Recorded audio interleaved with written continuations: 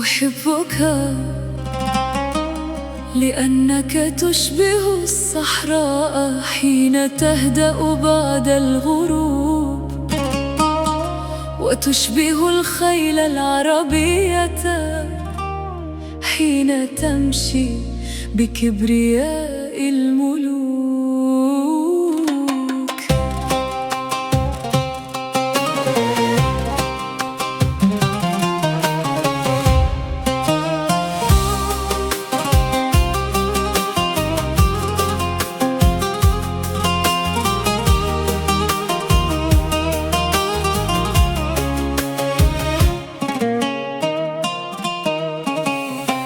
أحب فيك عينيك السمراوين كأنهما قهوة بدوية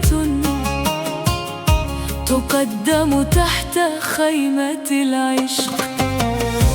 أحب فيك صوتك حين يخرج دافئا كأذان الفجر فوق مادن دمشق. أحب رجولتك التي لا تشبه رجال هذا الزمان، فأنت لا تجيد الخداع ولا تلبس الأقنعة ولا تبيع الحب في أسواق النساء. يا رجلا من شعر المتنبي خلق ومن عطر العود احترق، يا شرقيا يحمل في كفيه تاريخ العاشقين. أنا أحبك كما تحب الأرض المطر، وكما يحب البحر القمر.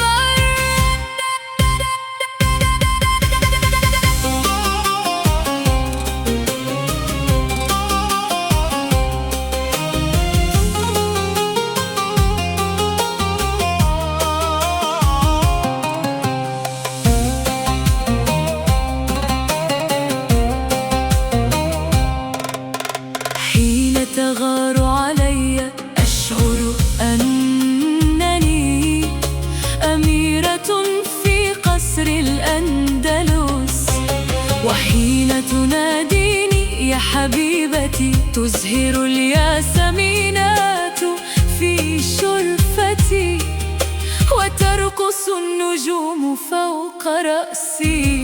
يا رجلي العربية يا من يكتب الحب بحروف النار ويحفظ الوعد كما يحفظ البدو أسماء النجوم.